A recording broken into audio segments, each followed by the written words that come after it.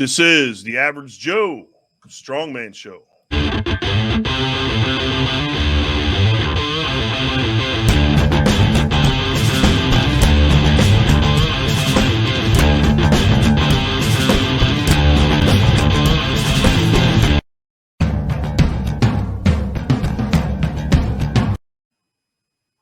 What's up, everybody? What's up? I'm Lee, and this is my brother from another mother, Mike, and this is the Average Joe Strongman Show. Yes, it is. We got a good one this evening. We're going to talk to a guy who I've been friends with for a number of years. He's a Chicago area guy. I probably met him 7 or 8 years ago as I was just getting started in strongman, doing some local competitions. I think I managed to beat him once out of, I don't know, probably a half a dozen times that we've battled it out in competitions. So great guy, family man, career in law enforcement. He's a police officer down in Bedford Park, south suburb of Chicago. And he had a really good year this year in 2021. He was the 50-plus Masters Division national champion in Minneapolis at United States Strongman at that national championship. And then he won the 50-plus Masters National Championship with Strongman Corporation. He just went down to Florida, competed in his first OSG in a really, really tough field of 50-plus Masters athletes. So let's get him on. Let's bring him in. Mike Craig.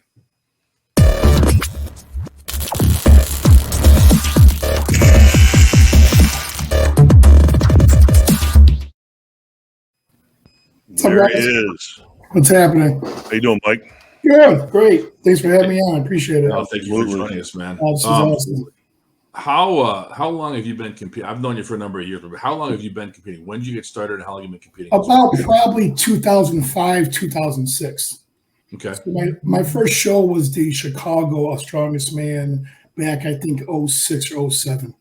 Okay. So Yeah, so you've been in it for a while. Yeah, I was in the open, a division, just all starting out. I didn't know too much.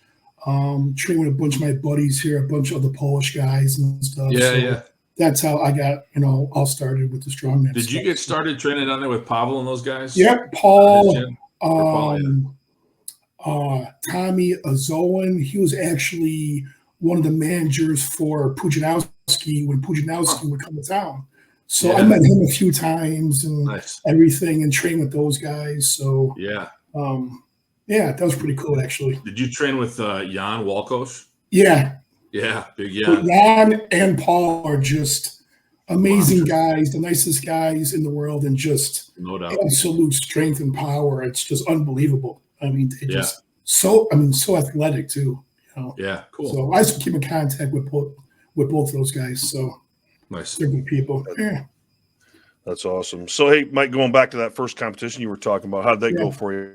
How was that? I can't remember. I think I came in like 4th or 5th. I remember the log press was 2 1/4. I did it like once.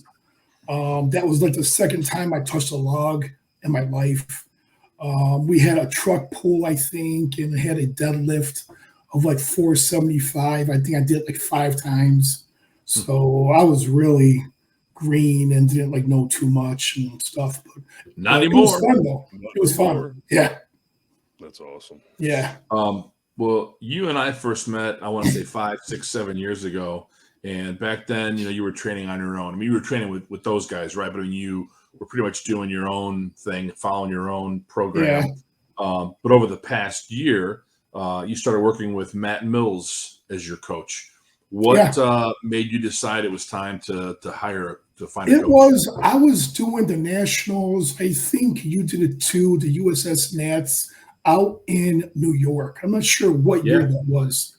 New York was 2018 and Columbus was 2019. Yeah. So I was talking to a guy in my class who Matt was his coach. Mm-hmm. And this guy came in 3rd overall of all the Masters. Mm-hmm. So, and he wasn't the biggest guy, but just great competitor. So like he says, hey, here's who I go with. I didn't think much of it. Was it Matt Krulich? Was it Matt Krulich? No, I can't. What's his first name? Robert or something. And anyway, so I think it took me about 3 or 4 months to probably contact Matt, because I did some research on him, watched his podcasts to see what he's all about, his background, his education, his training, his philosophy. And I kind of liked on what I, heard from him and emailed him. And I would say I've probably been working with him the past maybe 2 years or year and a half. Okay. Did he win America's Strongest Man once or twice? I don't know. I know he was in the finals of the Arnold amateur back in 17 or 18 or something.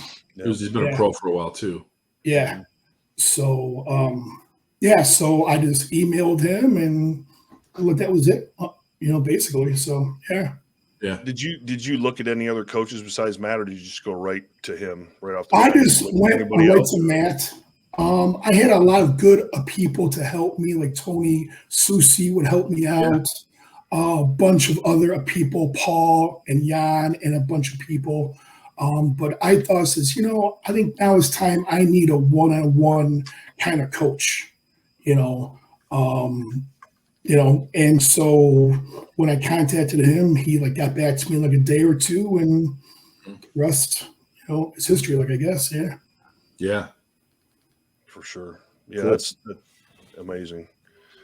And that's a tough route to go too. I mean, when you're thinking about, when you get to that point where you say, it's time for a coach, and then finding the right coach, right? Yeah. We've talked about this on several of the podcasts, but how do you choose the right coach, right? Yeah. So, seeing people that have seen the success from a good coach and doing the homework really makes a big difference for sure. Yeah. Well, it's a two-way street too. I mean, what I've told people, Mike, we've talked about this, right, it has to work for you and it has to work for the coach. And I think that's one of the challenges. You're working with a guy who doesn't live in Chicago, right? It's remote, it's virtual.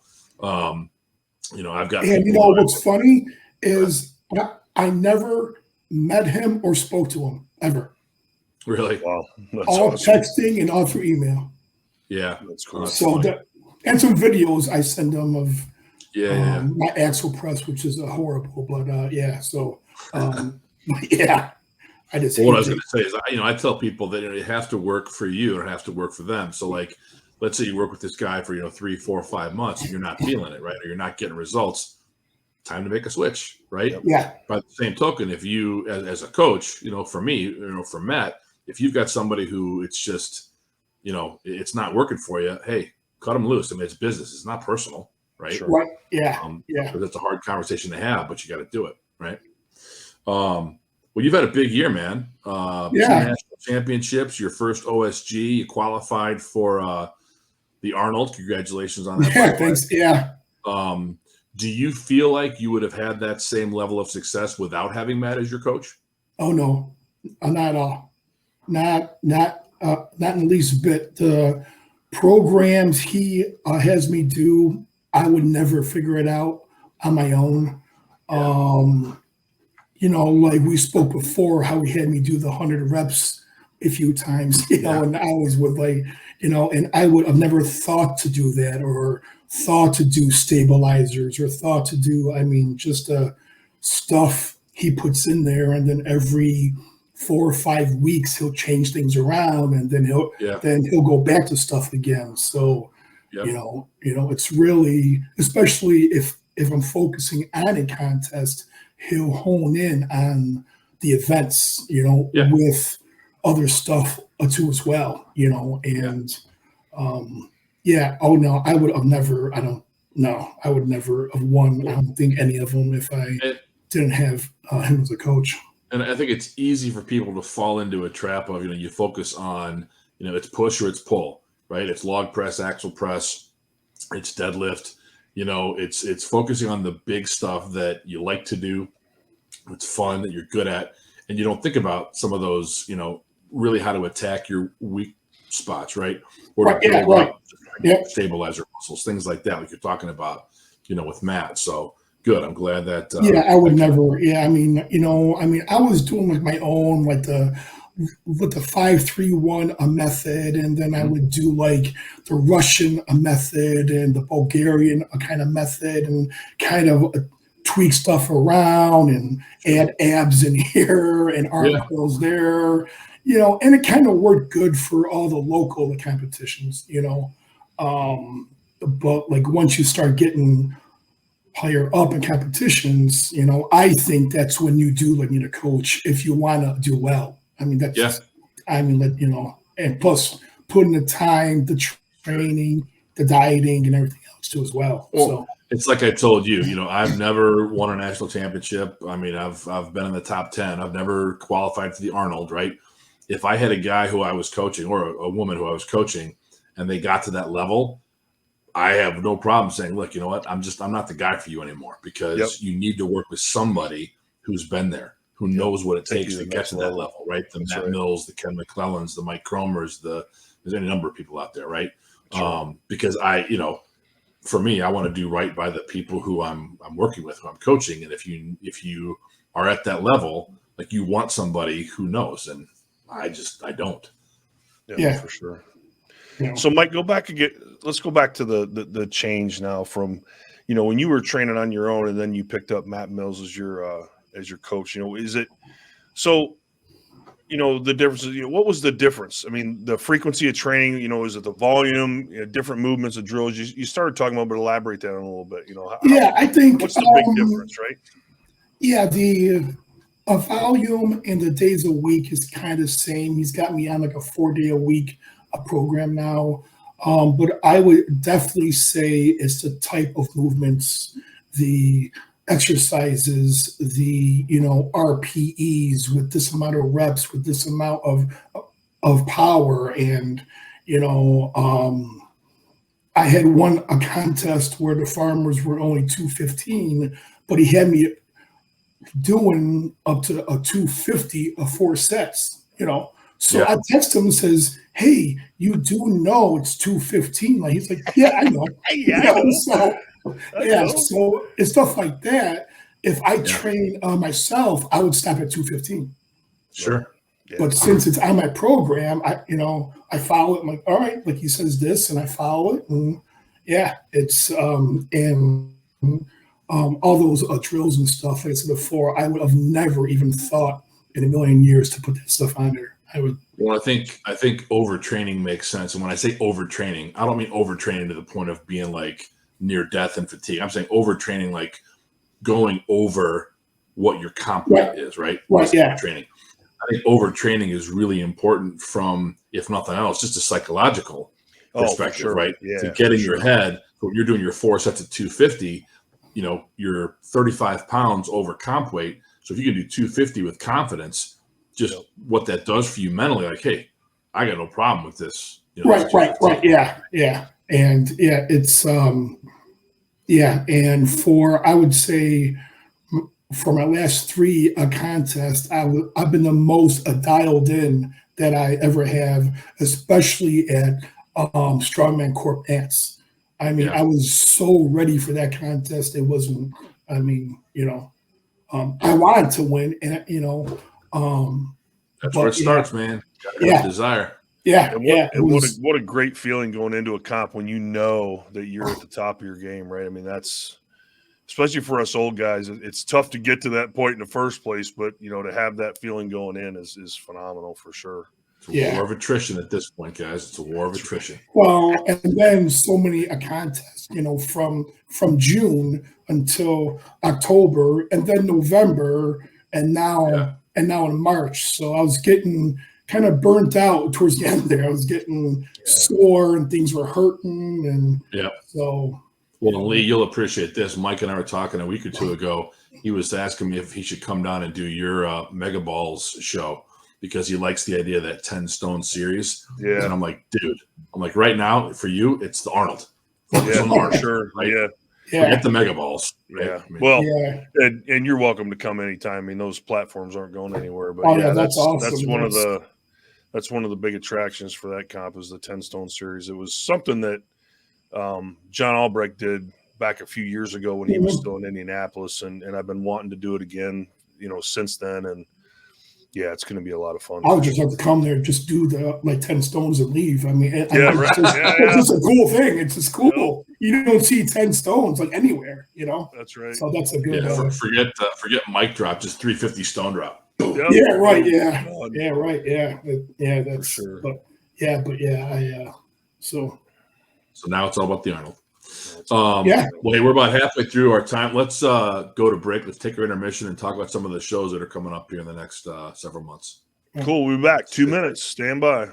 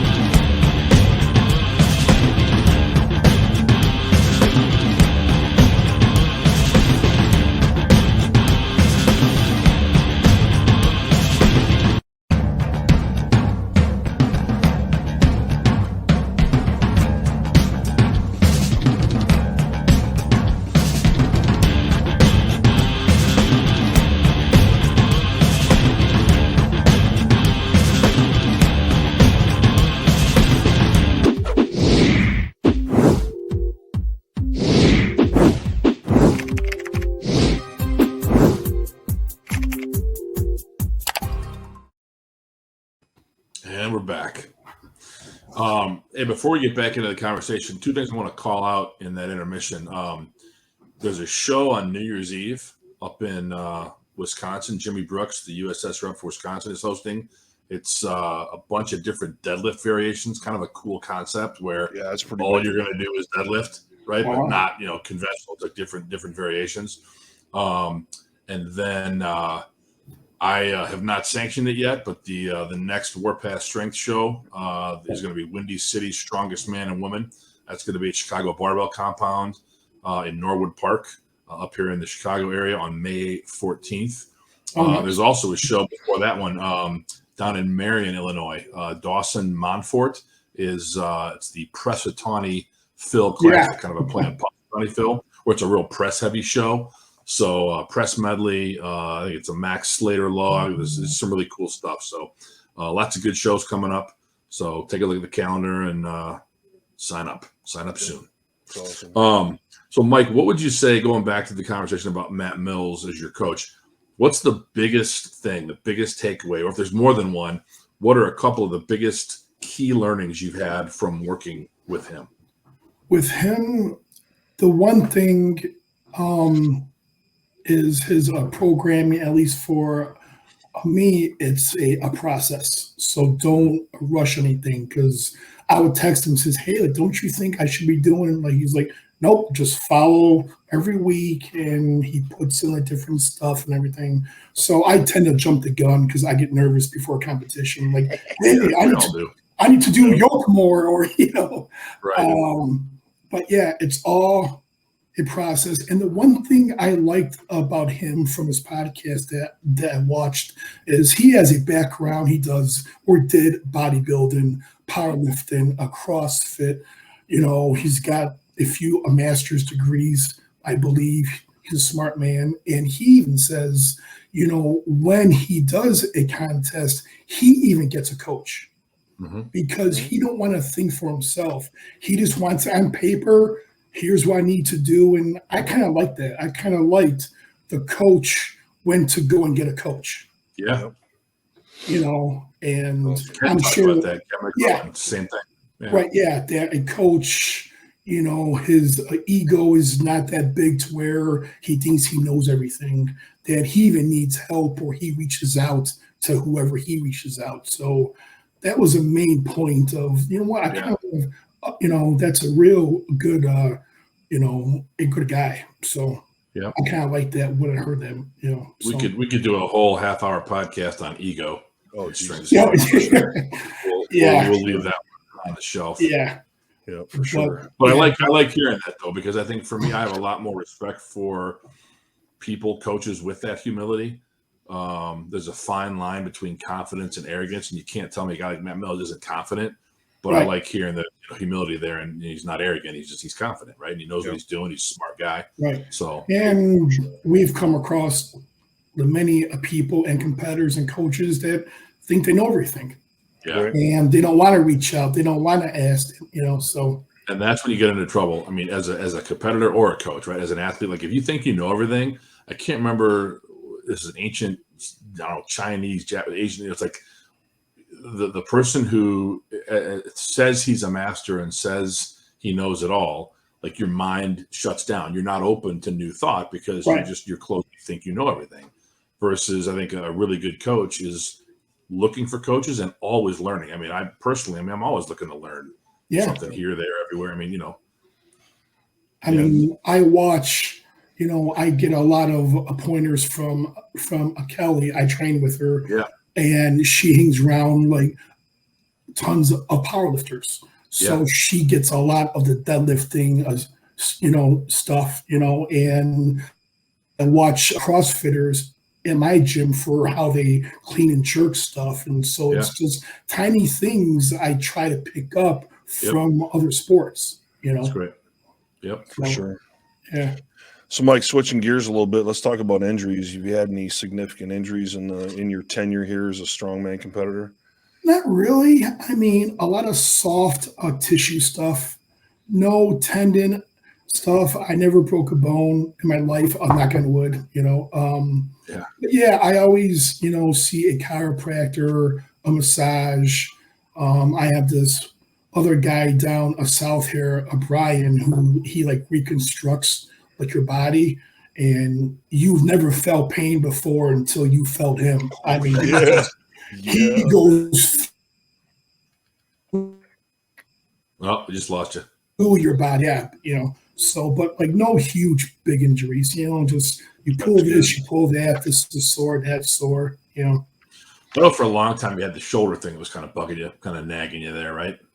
Yeah, and the one day it just went away, So, or it may transfer to the hamstring. Now I got a left hamstring thing that pops up like once in a while. So well, like that in age, that and being 51, and so.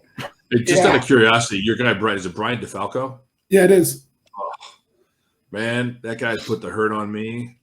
Right? You wouldn't believe. Oh, yeah. I mean, he's great, right? He does what he calls fascial realignment, where he's realigning the fascia along the proper, fascial lines and getting the tissue. That just sounds wrong. That just sounds wrong. Fascial realignment. You're moving stuff that's not like supposed surgery. To move like that. It's like surgery without the scalpel because you come out of the thing and you're bruised. I mean, he did my triceps. Yeah. It's gnarly, man. But it doesn't feel good. He had to get between my ribs, between the fascia of the ribs, and his hands are like a medal and he's digging. Oh, but afterwards I felt great. But yeah, he's. Well, I remember talking to him one time and I asked him, I said, hey, out of curiosity, Brian, who of all the people you work on, right? Powerlifters, bodybuilders, strongmen, who's got the highest pain threshold? And he goes, you guys. I'm like, really? Because I would have thought maybe it'd be bodybuilders, right? All the volume. Yeah. And he said, no, it's strongman. He goes, think about it. He goes, a powerlifter in a powerlifting meet, right? You got 9 attempts. So you're pulling, 4, 5, 600, whatever it is. You're doing each lift one time. He goes, for you, you're not just lifting 500 pounds. You're actually like putting it on your back and carrying it on a yoke, or you're putting 250 and carrying it. So the time under tension for strongman is significantly greater than it is for a powerlifter or a bodybuilder. And I thought it was really interesting. But he's a great dude, and he does a hell of a job. So smart, knows. I mean, knows the anatomy in and out. Yeah, for sure. Yeah, and I'll go see him next month actually. So small world. Yeah, cool. So, Mike, what do you do for a living? I'm a cop. Okay, so how do you balance that? The work-life strongman balance thing. My shifts are 12-hour shifts. So every other week, the days do change.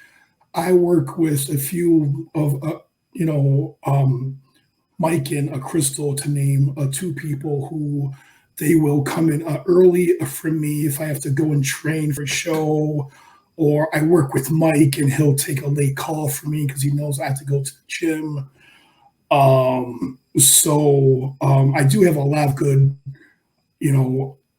people like around me too as well. Kelly, once again, great person, probably one of the best partners I've had training wise. She's just hard nosed. She goes like right to it. She's not afraid to get her hands dirty. Yep. Home life is great. The wife, she helps to like buy the food and cook the food and stuff like that. So so when your daughter's been out to shows, there's days where after a 12-hour day, I don't want to go to the gym. Yeah. But there's days I have to. Yeah. Because there's no other time I can fit it in. So that's great. Yeah. If you could go back in time, like looking on your journey in strongman at this point, back to 2005, 2006, if you could go back in time, what would you do different? Anything? I probably would get a coach for sure. Back then, with the internet, it's not what it is now, of course. I don't know who I would have picked or anything. I probably would have tried to learn like a better form, for squat and deadlift and things like that, too as well, and try to follow a program early on. And you know what, not be afraid to ask questions or like maybe have a powerlifting coach, maybe a strongman coach, have a powerlifting guy to help me with my squat and deadlift, or nutrition coach, or, I wish because like when I got in it, I came from bodybuilding and I did some powerlifting, but I didn't know about a strongman, So Tommy, my buddy, would say, hey, so my like gym lifts were pretty good. Well, I went to go do like a 130-pound log and I couldn't do it. And I'm like, but like I'm benching like 550, but I can't press a 130-pound log. So I'm like, wow, I have a lot of work to do, So yeah. Well, we've all seen those guys who come into a strongman company from powerlifting, and just like that, they think I can bench 500 pounds, so a 200-pound log is not going to be a problem, and they struggle because it's just the technique and just the way it feels. It's just so different. So it humbles you real quick. It humbles you. So all that cockiness that like maybe you had is now gone because other people are just like throwing it up there. Yeah. Yep. So to segue off of that, and since we're on the subject, let's continue that just a little bit more, but I want to elaborate a little bit more. So thinking about amateur strongman, and Mike, as we're talking about your career and as you've gone through it over all these years, what do you think is the most important part to be successful in amateur strongman as far as ego goes? Is the hard ego the way to go, or is the humble approach the better way to go? Because we've had this discussion several times. I want to get your input on that. Yeah, I think me personally, from my point of view, I've always been more humble. I never went around thought I'm better than anybody else. Always try to help like people when I can. How we get along so well, Mike. You're right. Yeah. I have seen those guys. I see them in the gym. I see them at the contest. They're getting, all, they're, and then they go and they can't do a rep, or they can't even like lift the first stone, Yeah. And some people, I don't know if they need to be geeked up or if they need the chip on their shoulder, but if you got that chip, you better make sure you can back it up. Right. Yeah. Because I've seen guys, big guys, which of course like size like don't matter like most of the time, but I've seen them like get beat by a guy who just looked like a normal guy. Yeah. So now you're really like not too cocky like much anymore. Louis Simmons said it best: "Big ain't strong, strong is strong." That's right. Yeah. And yeah, it's I still, I don't see that as much in strongman much anymore, but you still see like once in a while. Yeah. Like once in a blue moon. But at OSG, all the people there were awesome. Even the pros were great. We're talking pictures and everything. So yeah.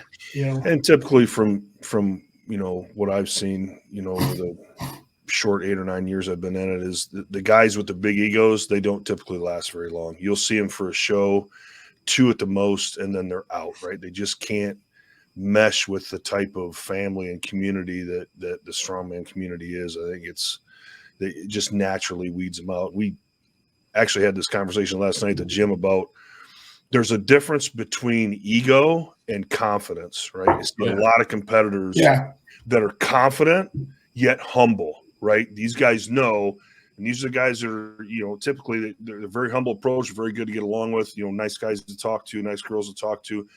But when they get up on the platform, right, it's all business, right? And they can turn that switch on in confidence and know that they've got to do what they need to do. And there's a huge difference between those two, I think, for sure. Not every con needs to be a dick measuring contest, That's right.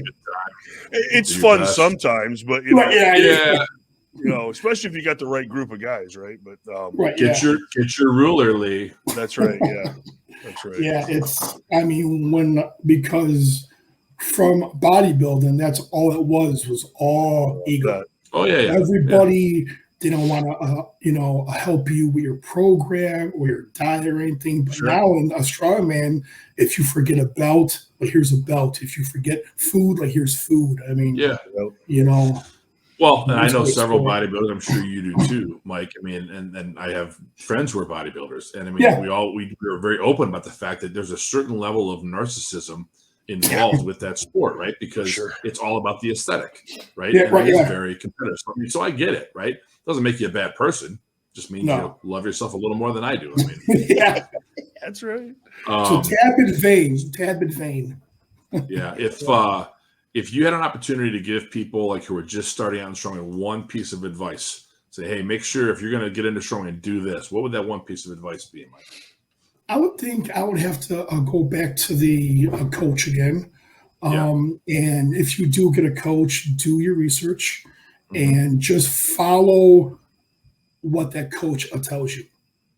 Because there's people that will look at people at the gym. Well, hey, she's doing this or he's doing that, or should I eat this or should I, and I would just say, follow that coach for maybe 4 or 5 months to see if you gel with that coach, and don't be afraid to move onward. Well, it's also, I think, important, worth pointing out. Don't be afraid to ask questions. Right? Yeah. Like ask if your coach has you doing something, like ask why. Like Chad Coy, when he was on here, he hit the nail on the head too, was find a coach, find a person that you like that fits you best, for your strengths and weaknesses and stuff. And you may have to go through 3 coaches. Me, I think I just got lucky that he just fits me like perfectly, actually, you know, and That's awesome. you know, and the people that I train with, you know, and stuff too as well. So I'm fortunate I have a few places I could go and train to as well. So, but that always helps out, you know. So, well, Mike, thank you for your time. Thank you for joining us. We appreciate you. thanks for having me, guys. I appreciate it. Thanks to everybody who's watched, the subscribers, the people who like the videos. Please keep that up. We appreciate it. But yeah, Mike, best of luck at the Arnold. Thanks, guys. And in 2022, hope it's another big year for you, buddy. Thanks, guys. Yeah, for sure. I appreciate it. We could go on for hours. It just means we got to have you back. So thanks, guys. I we'll appreciate it. that as well. Thanks again, Mike, for joining us. Thanks for having me, guys. I appreciate it. Thank you very much.